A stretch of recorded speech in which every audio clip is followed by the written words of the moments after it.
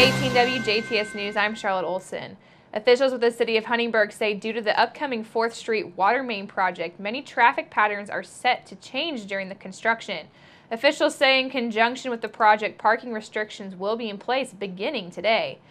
They include no parking on the corner of Geiger and 4th Streets in front of 403 North Geiger Street, on the corner of Geiger and 4th Streets in front of 301 East 4th Street, no parking on 4th Street between Geiger Street and 306 East 4th Street, on 4th Street between Geiger Street and 301 East 4th Street, no parking on 4th Street from Main Street to 408 East 4th Street, no parking on 4th Street from Main Street to 403 East 4th Street, no parking on the north side of 4th Street from Jackson to Van Buren, and no parking on 4th Street from Jackson Street to 503 East 4th Street.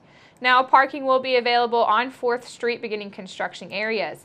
Also beginning today through approximately Monday, June the 20th, the following traffic patterns will be in place. 4th Street will be one-way going west from Main to Geiger Streets. 4th Street will be one-way going east from Main to Jackson Street.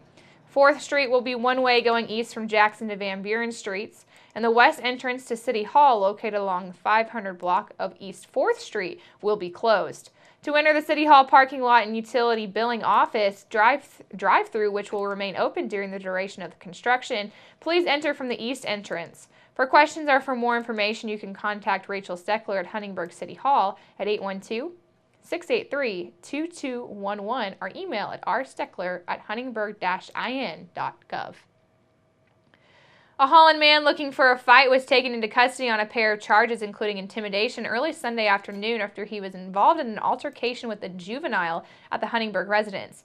Just before 1 p.m. yesterday, officers with the Huntingburg Police Department were called to a home located along the 300 block of North Chestnut, where police said that 25-year-old Christopher Barrett of Holland was reportedly headed to start a fight. Police say when they arrived, they gathered information and evidence indicating that Barrett had indeed made some threats to a couple of residents and told them he was on his way to the residence.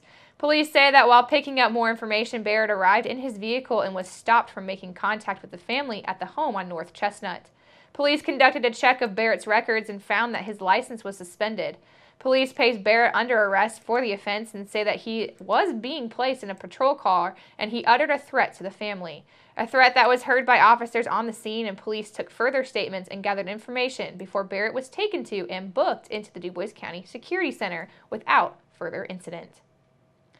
Drug abuse is running rampant across the country and state and ravaging many communities.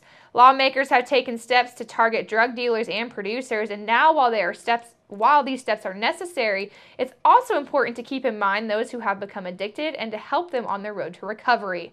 District 48 State Senator Mark Messmer of Jasper says that legislators passed bills aiming to help those who have become addicted by expanding access to the medicines and treatments that they need, which allows those individuals to overcome their addiction and begin living a clean and very healthy life.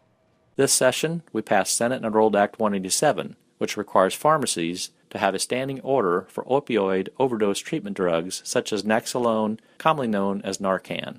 Drugs like Narcan block the effects of opioids, stopping an overdose and potentially saving a person's life. Many emergency responders in the state already have access to this antidote, but this law gives access to any individual. Now, places like colleges, restaurants, and other organizations can have these life-saving medicines on hand in case of an emergency. Another bill legislators passed this session was Senate Enrolled Act 297, which requires more regulation for opioid treatment centers to ensure that operating in a responsible way. Messmer says that many times these centers use medications like methadone to reduce withdrawal symptoms of heroin addictions. However, he says that research has shown that these medicines can be extremely addictive in and of themselves. Indiana is home to 13 opioid treatment systems, with several accepting cash as the only form of payment. Under Senate Enrolled Act 297, treatment centers are required to accept Medicaid and the Healthy Indiana Plan, which gives the state more oversight on the integrity of their operations to ensure people are receiving the treatment they need without becoming addicted to another drug.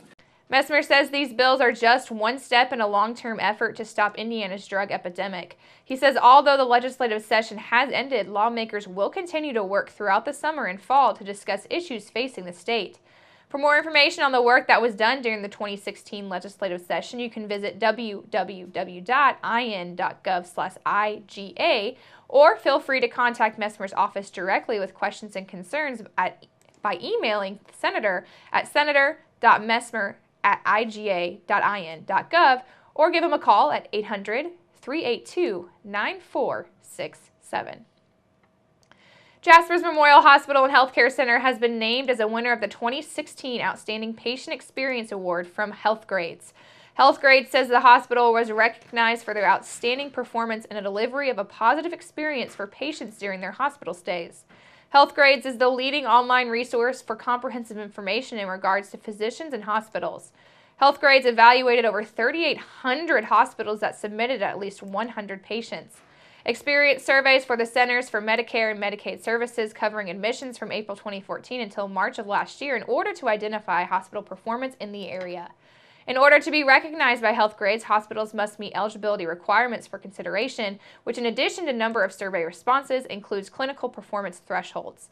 Nationally, close to 3,000 hospitals met those requirements, with 448 hospitals outperforming their peers based on their patients' responses in order to achieve this designation. Memorial's performance places them among the top 5% in the nation. Make sure to keep it right here, because up next we'll take a look at your weather summary.